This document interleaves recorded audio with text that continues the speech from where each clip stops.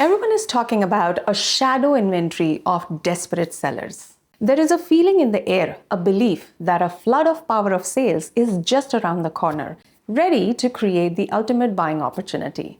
But what if the real number of these distressed properties isn't what you think it is? What if the story everyone is telling is missing the most important part? I have pulled the official records from across the market, and the truth about who is really in trouble might just change your entire perspective. You've heard the whispers, you have seen the sensational headlines. With interest rates hitting hard and the economy feeling shaky, it's almost second nature to assume that a massive wave of distressed properties is about to crash onto the market. The logic seems undeniable.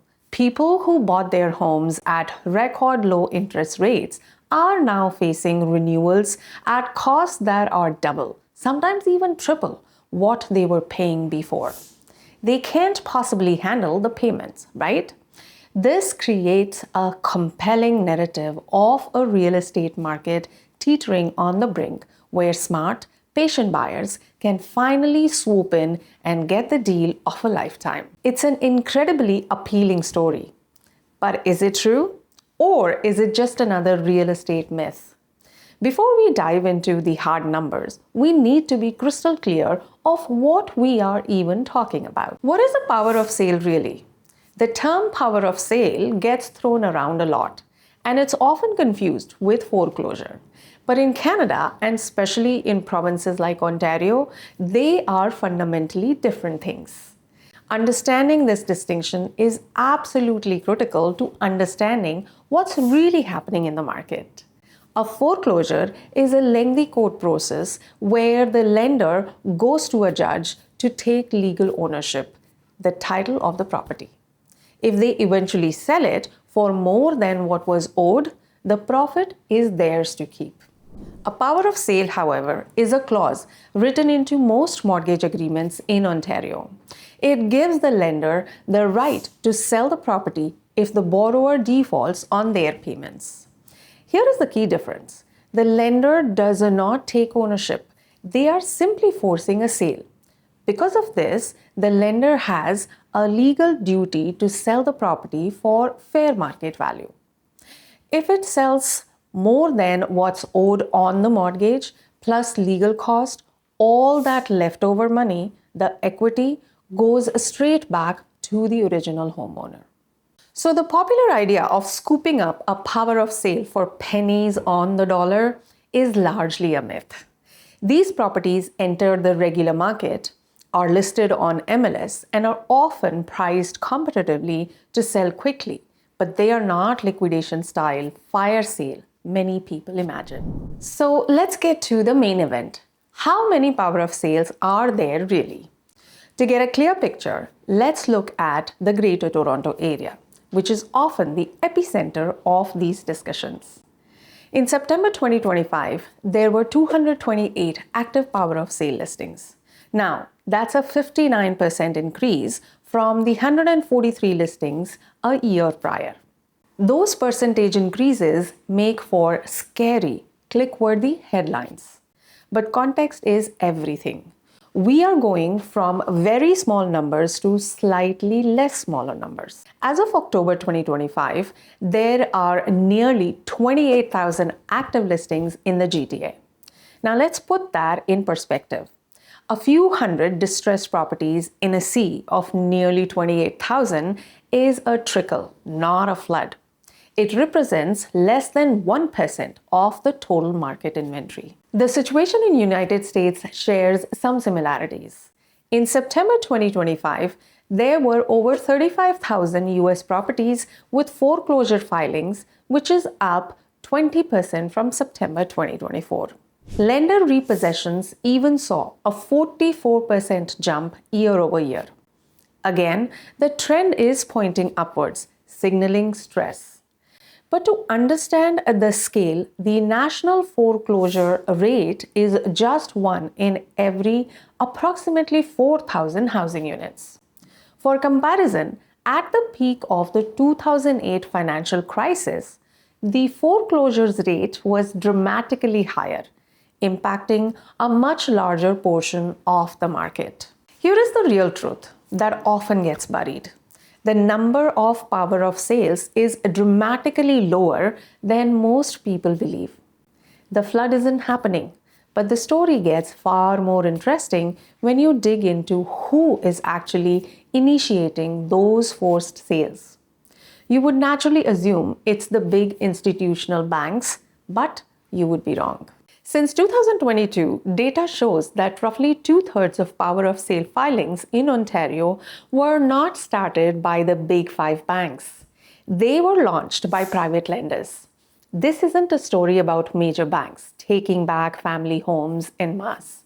It's a story about smaller, alternative lenders, sometimes even individuals who lent out money, often at much higher interest rates. These private lenders are far more sensitive to missed payments and don't have the massive institutional buffers that big banks do. They act fast to recover their capital. This is where the real distress in the market is concentrated, in the riskier, alternative lending space. And this pressure is hitting certain property types much harder than others, with condos in Toronto now making up nearly half of all power of sale cases. So if homeowners are feeling the squeeze, why aren't we seeing a flood of sales from the big banks? There are two main reasons. First, thanks to the massive run-up prices over the last decade, many homeowners still have significant equity cushion in their properties. This gives them other options like refinancing or selling on their own terms long before a power of sale is initiated. Second, the banks themselves would much rather work with borrowers than force a sale. They prefer to offer solutions like extending amortization because going through a power of sale process is costly, time-consuming, and bad for public relations. Now, for all the bargain hunters out there, even if you do find a rare power of sale property, it's not the straightforward guaranteed deal you might think. You absolutely must understand the risks involved. These properties are sold as is, where is. This legal phrase means the lender makes zero promises about the property's condition.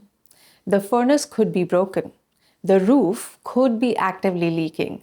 There could be hidden mold.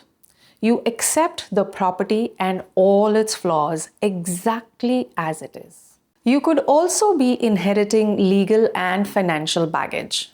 The sale might come with unpaid property taxes or construction liens that you suddenly became responsible for.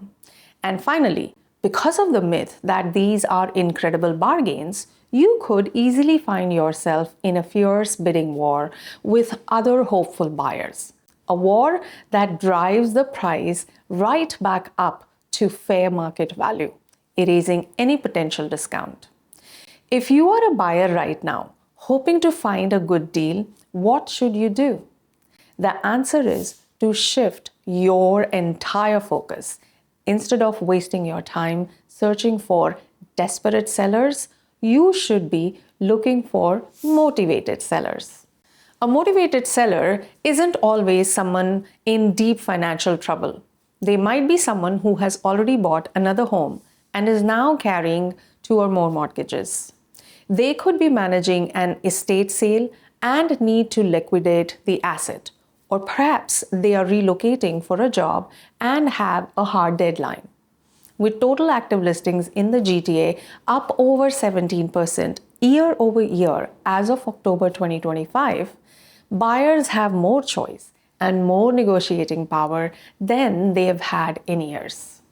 These motivated sellers are where the real opportunities lie.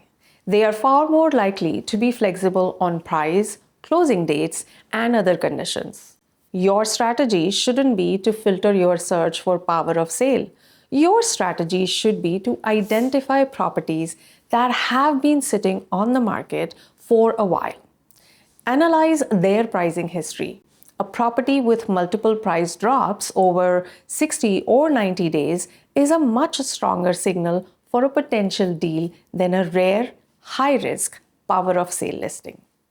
So to answer the big question, how many power of sales are there right now? The numbers are rising, yes. This does not signal growing stress in the system, but that stress is concentrated on the fringes, especially with private lenders. The idea of market-wide flood of cheap, bank-owned properties is for now a myth. The real opportunity for buyers isn't chasing these rare and risky listings. It's in understanding the broader market dynamics and using the increased inventory to your advantage with motivated sellers. The best deals are not found. They are created through smart strategy, careful analysis, and skilled negotiation. If you're trying to make sense of this complicated landscape, the key is having a professional guide who can help you separate the data from the drama. To build a personalized strategy based on facts, not hype, there is a link in the description below where you can book a one-on-one call with me. Thanks for watching.